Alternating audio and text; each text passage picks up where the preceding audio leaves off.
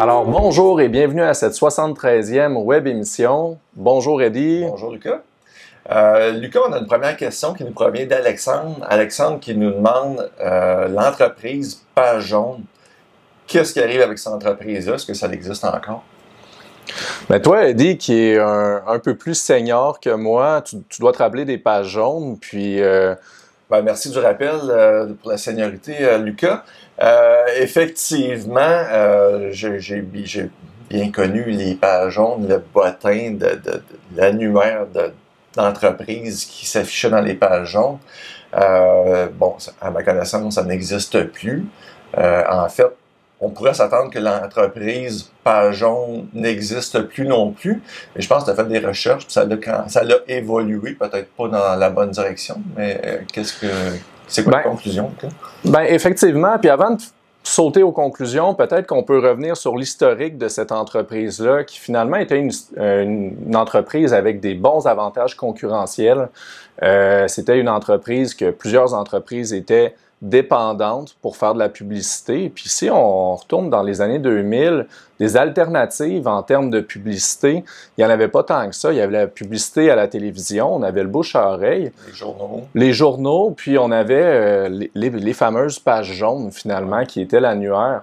Donc, c'était le moteur de recherche de l'époque, si on peut dire. Effectivement, puis ça, à ce moment-là, Internet débutait. Donc oui, les géants de l'Internet, Google par exemple, Facebook, ça commençait, mais c'était pas aussi fort. Mais chaque année, ces géants-là prenaient peut-être des parts de marché sur l'entreprise Page Jaune, puis après ça, on avait la numérisation aussi de tout ce qui était publicité. Donc là, le bottin, on sait que ça a disparu, les activités des Pages Jaunes ont évolué de quelle façon? Aujourd'hui, Page Jaune est beaucoup dans le numérique. Donc, c'est une entreprise de marketing numérique. Ils vont faire de l'optimisation de moteurs de recherche.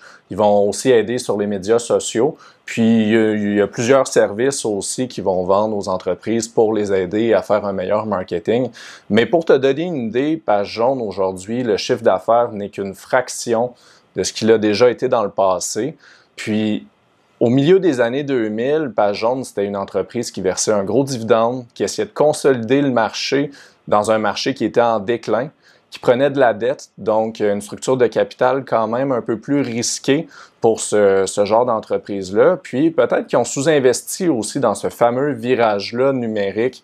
Puis on arrive aujourd'hui avec le résultat qu'on a là finalement. On a une entreprise qui avait un quasi-monopole, qui a dû se réinventer, puis maintenant, c'est une entreprise parmi d'autres, puis c'est nettement plus le joueur dominant qu'ils étaient à l'époque. Effectivement, puis tu m'envoyais un article, d'ailleurs, tu m'as parlé d'un article de journal. Oui, j'ai retrouvé ça, là, on pourrait dire dans mes archives. Un article de 2004 du journal Les Affaires. Bon, à ce moment-là, on mentionnait que les Pages Jaunes, c'était une entreprise attrayante, qui était chère. L'action était chère à ce moment-là. Puis, quand on lit l'article, certains évoquent peut-être des risques là, avec l'Internet. Mais c'était rien de certain non plus. Non, hein? Puis 2004, c'est pas si loin que ça dans le temps pour voir l'évolution, alors qu'on avait une entreprise qui était complètement un monopole dominant. Puis, on regarde aujourd'hui, puis c'est plus du tout le cas. Fait que est-ce qu'il y a une conclusion qu'on tire de ça, ou une leçon qu'on tire de ce genre de situation-là, du coup? Bien, très, très certainement. Puis la conclusion numéro 1, c'est que il y en arrive des changements de paradigme, puis il y en a des entreprises qui vont se faire... qui finalement... Qui vont évoluer, mais que dans le mauvais sens. Qui vont évoluer dans le mauvais sens, puis qui ne seront pas capables de s'adapter. C'est normal. Après ça, pour le voir venir, c'est pas des changements qui se passent du jour au lendemain. Ça se passe des fois sur plusieurs années. Puis c'est difficile, lorsque le changement est en train de se produire, de constater ce changement-là et de prendre action. Donc, un des remèdes, nous, qu'on a chez Médici, c'est de suivre nos entreprises religieusement.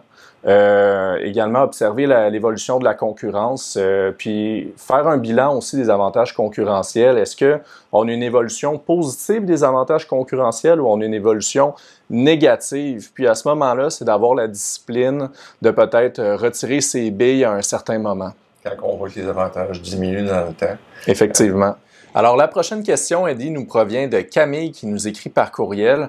En fait, elle nous fait référence à un article qui a été écrit dans la presse il y a quelques temps qui expliquait la difficulté qu'ont les professionnels de battre le marché sur 5 à 10 ans. Ouais. Donc, sa question, c'est vraiment comment est-ce qu'on explique que certains professionnels de l'investissement sont capables de battre les marchés, dont Médicis? Oui, effectivement, il y a plus qu'une étude qui le démontre, qui arrive à la conclusion que 80-90% des gestionnaires ne battront pas les marchés sur un horizon de 5 à 10 ans. Sur une période plus courte, il y en a plus, mais comme on le dit toujours, les résultats à court terme peuvent être aléatoires et sont un mauvais reflet de la performance du gestionnaire. On demande toujours à nos clients de nous évaluer sur un horizon de 5 à 10 ans, puis cette étude-là confirme effectivement que c'est plus significatif sur un horizon de 5 à 10 ans. Après avoir évalué plus d'une centaine de portefeuilles de gens qui étaient gérés à différents endroits, ce qu'on constate, c'est que il y a une grande majorité de gens qui sont gérés en ayant une multitude de titres dans leur portefeuille. On va souvent constater que les portefeuilles sont composés de 8, 10, 12 fonds et plus, quelquefois, fonds communs. Quand on regarde la composition de ces fonds-là, on constate que les fonds détiennent à leur tour 200, 300, 400 titres. Donc, au final, c'est l'équivalent d'avoir 2000, 3000, 4000 titres en portefeuille, l'équivalent d'avoir le marché. Mais ça s'apparente à de la gestion passive, sauf que ces gestionnaires-là vont dire, nous, on fait de la gestion active. Oui, bien l'accumulation, si tu détiens en portefeuille une dizaine de fonds de gestion active et que, ultimement, tu détiens 3000 titres en portefeuille, bien l'accumulation de ces gestions actives-là donne une gestion passive parce qu'ultimement, tu détiens pratiquement, le tiers du marché dans ton portefeuille. Donc, de façon indirecte, les gens détiennent le marché et il y a des frais en gestion active qui sont peut-être de 2-2,5% auxquels on déduit et ça fait ça qu'ultimement, mais les gens ils ont peut-être 2-3% de moins de rendement que le marché. Donc, mathématiquement, c'est la façon que les gens sont gérés, ben c'est impossible de faire mieux que le marché. Mais pour les autres gestionnaires qui ne font pas cette espèce de gestion passive-là, c'est quoi les éléments qui vont faire en sorte que ces gestionnaires-là sont capables de surperformer les marchés? Bon, mais dans un premier temps, si tu veux avoir un résultat différent, il faut que tu fonctionnes différemment des autres. En détenant 2000, 3000, 4000 titres, j'ai de la difficulté à penser que les gens suivent de façon serrée l'ensemble de ces entreprises-là. Donc, puis c'est pratiquement impossible. Donc, on va limiter le nombre d'entreprises. Chez Médicis, on a identifié entre 50 et 60 entreprises.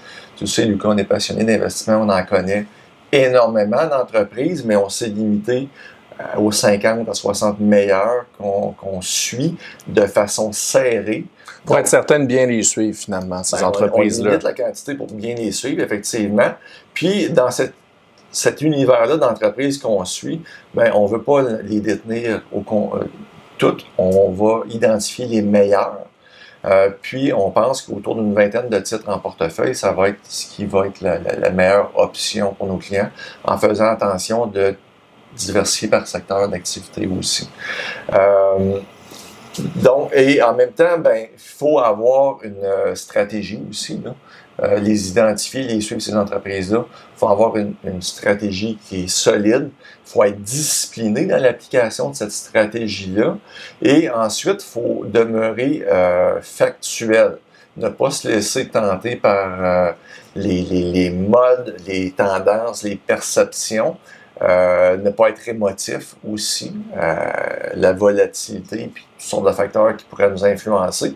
Et en même temps, favoriser le débat. Ne pas avoir peur de lancer cette idée-là à nos collègues. Puis dans certains cas, ben, La soumettre au ballottage, comme on dit. Soumettre au ballottage, on a toujours, quand on débat, on a toujours un avocat du diable. Son rôle, c'est de détruire l'idée d'investissement. Puis on favorise ces échanges-là pour ultimement arriver à détenir les meilleures entreprises, puis identifier les risques de ces entreprises-là. Merci beaucoup, Eddie. C'est super intéressant. Merci d'avoir été des nôtres. C'est ce qui conclut la web émission d'aujourd'hui. Donc, si vous avez des questions, vous pouvez toujours nous les envoyer par courriel au info@gpsmedici.ca. Vous pouvez également communiquer avec nous par Facebook ou par téléphone. Donc, merci beaucoup. Merci.